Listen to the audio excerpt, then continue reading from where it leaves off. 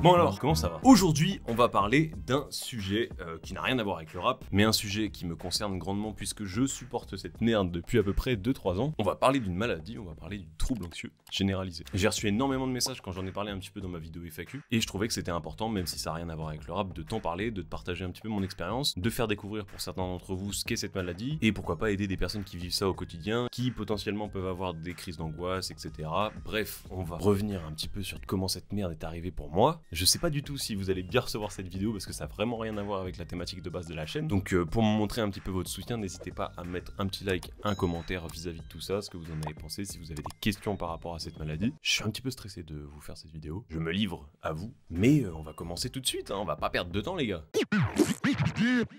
Alors, j'ai la définition avec moi. Le TAG, trouble anxieux généralisé, se définit par la présence d'une anxiété quasi permanente, qui ne survient pas forcément en fonction d'une situation déterminée ou dite stressante. La personne atteinte de TAG se fait du souci et s'attend à des malheurs divers à tout moment. Donc là, bien cool. Cette inquiétude et ces soucis envahissent l'esprit et la personne ne peut pas se contrôler ni se raisonner. Déjà, premier point important, certains vont se dire « Ouais frérot, t'as juste à te calmer quand tu fais une crise d'angoisse, quand t'as de l'anxiété. » C'est là-dedans, c'est chimique et c'est pas aussi simple que ça. Donc voilà, la chose qui est importante à déterminer, c'est qu'un trouble anxieux généralisé, c'est quelque chose de planant tout le temps en fait, et qui va pas se déclencher suite à une situation stressante. C'est pas parce que tu vas avoir, je sais pas, un examen, que ton trouble anxieux va te lancer des alertes de ouf, pas du tout. Justement, ça peut être par exemple 2-3 jours après cet examen, parce que ton corps a retenu cette dose de stress en toi, parce que c'était important que tu sois pas débordé par tes émotions à ce moment-là, et 3 jours après, contre-coup, et là, tu restes au lit, tu fermes ta gueule, tu fais le mort pour subir tous les petits tracas que peut te ramener un trouble anxieux. Donc c'est ça qui est un petit peu compliqué, c'est que c'est un truc planant tout le temps et ça fluctue en fonction de période. Ça veut dire que pendant 3 semaines, ça peut aller très bien et puis une semaine c'est horrible. Par exemple, pour moi qui suis sur YouTube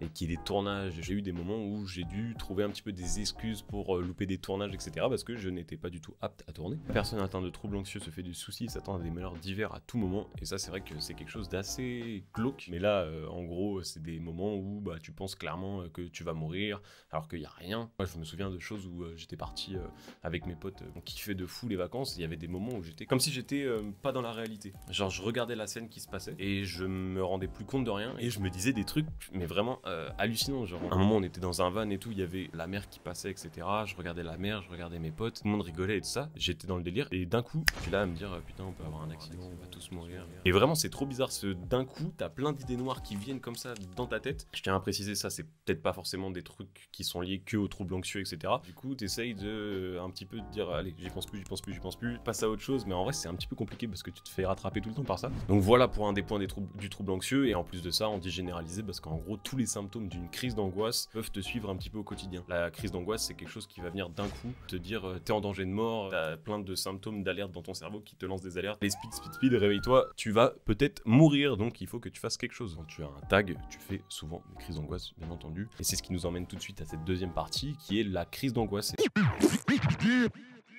Alors, les crises d'angoisse, je ne m'étais pas rendu compte que j'en avais fait une. C'est après, avec pas mal de recherches, quand tu repenses au passé, etc., pour essayer de diagnostiquer tout ça. Je me suis souvenu qu'en 2017, avant une période de partiel où j'avais pas trop révisé comme d'habitude, j'avais eu ce sentiment de un petit peu de palpitation dans le cœur. J'avais l'impression que j'allais tomber dans les pommes. J'avais carrément appelé à ce moment-là médecin de garde, etc. Et du coup, 2-3 ans plus tard, donc en 2019, il y a un soir, la première crise d'angoisse assez violente est venue. Et c'est comme ça que tout a débuté. Et en gros, pour vous résumer un petit peu le truc, j'étais tranquillement en train de jouer à FIFA avec mes potes. Bref, je commence à avoir des petits picotements dans la main qui commencent à remonter dans tout le long du bras, dans l'épaule et dans la nuque. Et là, je me dis, oh, frérot, c'est chelou. Genre vraiment, je commence à plus trop sentir ma main et tout ça. Et moi, le seul truc que je sais de cette sensation-là, c'est l'arrêt cardiaque. Ça commençait à remonter là et tout. J'étais en mode, wow, attends, c'est trop bizarre.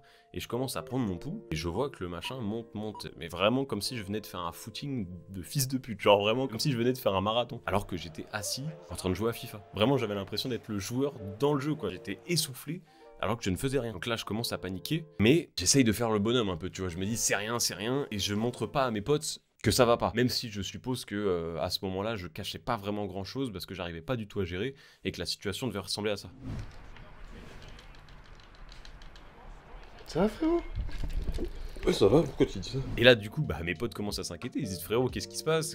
T'as besoin d'eau, un truc? Je n'arrivais plus à être lucide. Genre, d'un coup, j'ai eu un flash, comme quand tu sais, tu t'endors et que t'as un sursaut. Tu vas tomber dans la phase de sommeil profond. En fait, ça te réveille, tu sais, t'as un peu des palpitations et tout ça. Bah, en fait, c'est un peu le même mécanisme dans le cerveau. Les petits bonhommes dans ton cerveau te disent, danger de mort, hop, comme s'ils te lançaient une décharge électrique. Et ça te fait vraiment une sorte de. Comme si ton cœur il tapait dans ta cage thoracique. Et là, je dois me lever, je dois m'asseoir, je me lève, je m'assois, je me mets de l'eau sur la gueule. Mes doigts commencent à vraiment devenir comme ça. Genre, ils ne bougeaient plus et j'étais tétanisé et je commence à sentir tout là qui se tétanise et je me dis je ne vais plus réussir à parler dans quelques secondes et là je dis appelez les pompiers, genre c'est les seules phrases que j'arrivais à dire. J'étais persuadé dans ma tête que je faisais un arrêt cardiaque, donc ça c'est horrible. J'ai l'impression que ça va pas du tout être sympa à regarder comme vidéo, mais le but c'est aussi que certaines personnes qui vivent ça au quotidien ou qui peuvent potentiellement par le futur attraper ce truc là, je veux juste essayer de dédramatiser. Et du coup j'avais ce sentiment j'étais persuadé que j'allais mourir. Je commence à avoir un flash dans ma tête, je pense à ma mère, à ma soeur, à mon père, je pense à ma meuf, je suis en mode mais frérot. Et j'avais ce truc de reste éveillé. J'avais l'impression que si je restais pas concentré, boum, je tombais dans les pommes et je me réveillais jamais. Donc je peux vous dire que cette sensation, c'est la pire sensation que j'ai jamais eue de ma vie, les refs. Et les pompiers, j'avais l'impression, ils mettaient 15 ans les refs à venir. Ils arrivent, ça monte les escaliers en bombe. Parce qu'en plus, quand mes potes ils appellent, c'est pas en mode oui, il a quoi comme symptômes et tout, machin. C'est on arrive tout de suite. Du coup, je suis en mode ça me monte encore plus le stress. Les pompiers arrivent, machin. J'avais l'impression que c'était hyper long le moment entre l'appel et le moment où ils arrivent. Alors qu'en vrai, en 5 minutes, ils étaient là. Ils ouvrent la porte et là, je vois 3 bougs qui arrivent avec le truc pour les massages cardiaques et tout. Je suis en mode, oh là là là. Inconsciemment, mon rythme cardiaque ralentit un petit peu, tu vois. Ça me rassure un petit peu qu'il soit dans la pièce. Je me dis potentiellement, même si je pars en couille, il y a des personnes compétentes qui sont là pour m'aider. On reste 15 minutes dans mon appart, on parle, etc. Ça descend un petit peu, je commence à retrouver un petit peu la mobilité dans mes mains qui était totalement tétanisée. Et il m'emmène aux urgences. Aux urgences, pendant une bonne heure, j'ai le ventre tout serré, j'ai encore plein de picotements dans les bras, dans les jambes. On fait des tests cardio, machin, etc.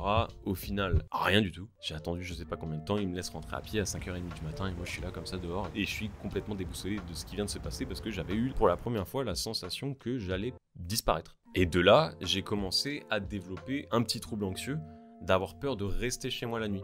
Parce que je me suis dit, si là, la crise d'angoisse que j'ai fait, je la fais seul, jamais de la vie j'étais en capacité de prendre mon téléphone, d'appeler les pompiers. Suite à ça, pendant 2-3 mois, compliqué de dormir. Genre j'avais l'impression tout le temps d'avoir une pointe au cœur et j'ai refait quelques crises d'angoisse moins violentes que celle-ci, mais une ou deux qui m'ont emmené encore à l'hôpital.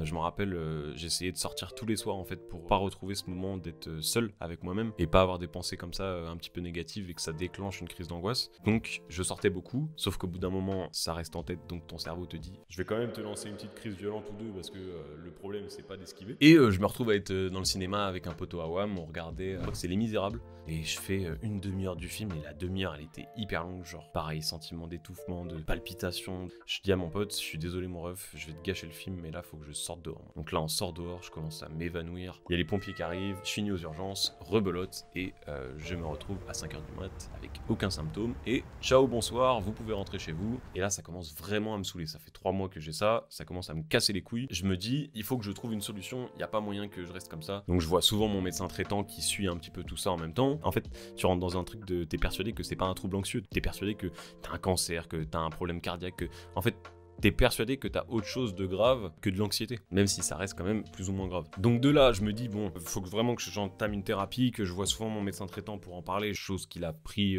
un peu à la légère. C'est normal, je pense qu'il y a beaucoup de médecins qui doivent faire face à ça et doivent se dire, c'est bon, le frérot, il va gérer, il est grand, il est fort. Sauf que, bah, ça dépend de choses que t'as peut-être vécues dans l'enfance, ça dépend de plein de trucs en fait, et du coup, c'est pas aussi simple que ça à gérer. Et du coup, c'est mon médecin traitant qui a ensuite diagnostiqué ça. On a fait quand même pas mal de tests parce qu'il faut écarter toute éventualité avant d'être diagnostiqué. Donc de là, j'ai fait des IRM du cerveau pour voir si c'était pas un problème lié à quelque chose là-dedans. J'ai aucune idée de ce que ça aurait pu être, mais voilà. On teste, je suis allé voir un cardiologue, un ORL, j'ai fait des échographies parce que j'avais beaucoup de problèmes d'intestin, genre on vérifie toutes les éventualités, prise de sang, bref, on regarde tout de A à Z, corps parfait, santé parfaite. Donc là je me dis mais c'est pas possible, genre j'ai des symptômes physiques tout le temps mon ref, c'est genre tous les jours j'ai mal au crâne, mais d'une violence vénère, j'ai les yeux, la lumière du jour me fait mal, genre j'étais là en mode mais ce n'est pas possible, j'ai forcément quelque chose de grave. Et de là, il m'a diagnostiqué un trouble anxieux généralisé, donc j'ai pu enfin mettre un mot sur toute cette merde qui m'arrivait. Ça m'a grave fait du bien parce que du coup je me suis dit ok frérot, t'as rien de techniquement grave qui peut vraiment te mettre en danger de mort, relativise, t'as un trouble anxieux généralisé, maintenant vis avec, et tu vas pas mourir, donc t'inquiète pas. Une fois que t'as conscientisé ça, tu l'acceptes ou non, hein, c'est juste réussir à persuader son cerveau parce que c'est vraiment que dans la tête.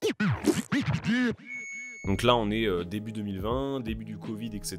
Je sais que dans tous les messages que j'ai pu recevoir par rapport aux crises d'angoisse, etc., il y en a beaucoup qui ont eu ça à cause du confinement, du Covid. Moi, c'est venu un peu avant tout ça. Et donc, pour gérer cette anxiété permanente, ou même les crises d'angoisse de façon un petit peu ponctuelle, il y avait plusieurs solutions. Moi, j'ai testé plusieurs choses. J'étais prêt à me faire soigner, donc j'ai accepté tous les médicaments que le médecin a pu me donner, même si c'est pas forcément les choses que je conseille, hein, bien évidemment. Donc j'étais sous antidépresseurs, j'ai eu des bêta-bloquants qui permettent un peu de régulariser le rythme cardiaque qui partait trop haut, trop bas, etc. avec de la tension. Et j'avais un médicament un peu comme du Xanax qui permet en fait de te latter la gueule au moment où tu as une crise d'angoisse et du coup tu as juste envie de dormir et tu penses même plus au fait que tu es en train de faire une crise d'angoisse. C'est pas très bon. Pour moi, je trouvais que c'était un petit peu tampon et j'avais pas du tout envie de vivre avec ça au quotidien. Ça te suit malheureusement toute ta vie si je dis pas de bêtises. Donc j'avais pas envie d'être sous médoc toute ma life, tu vois, mon ref. Et je trouve ça assez fou parce que moi ça survient vraiment dans des moments où je n'ai pas du tout de stress. Il y a des moments où j'ai eu des situations ultra stressantes où rien ne s'est déclaré. Une fois, je m'étais fait agresser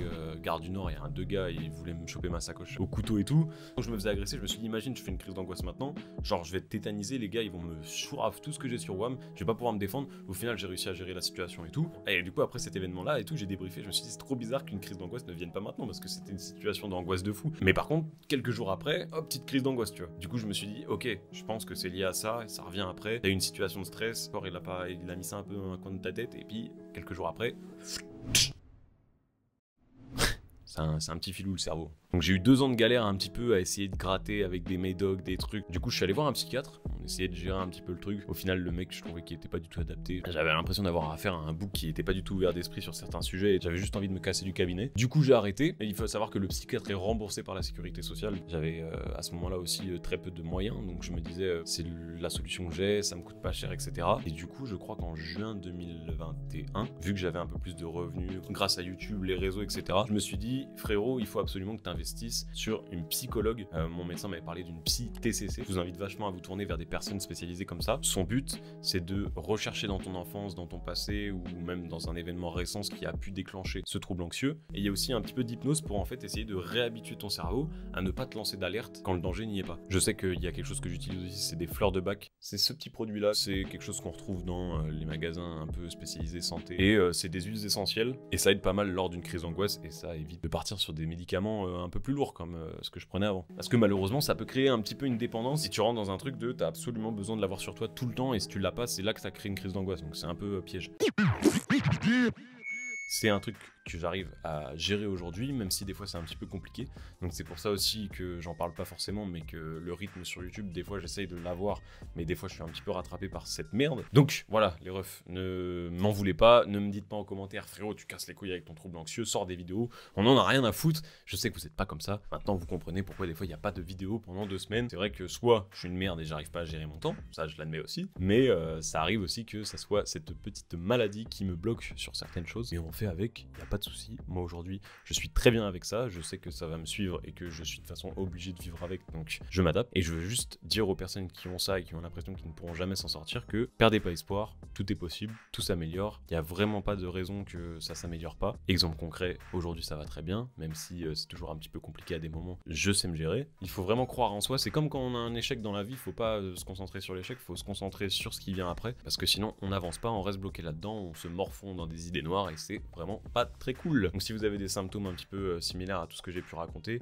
n'hésitez pas à en parler à votre médecin traitant. Vraiment, je pense que la plupart des médecins sont assez au courant aujourd'hui avec ça, et surtout depuis la crise Covid. Je sais qu'en plus, on a l'impression d'être un peu incompris quand on a ce genre de maladie, mais Croyez en vous les refs ou les russes, tout devrait bien se passer, faut juste laisser le temps, mais il faut aussi forcer les choses, avoir envie de se soigner, et ça passe par différentes étapes qui parfois viennent avec le temps. Bref, j'espère juste que cette vidéo aura permis d'en apprendre un petit peu plus pour certains, d'aider certaines personnes. Si vous avez des questions, n'hésitez pas à les mettre en commentaire, je suis là pour répondre au maximum de personnes, parce que je trouve que c'est important sur cette vidéo de prendre le temps de répondre à chacun. On se retrouve la semaine prochaine pour un concept un peu plus coloris, vous inquiétez pas, je préfère pas m'avancer, mais il y a des concepts très lourds qui arrivent, vous allez voir, je suis très pressé de tourner tout ça.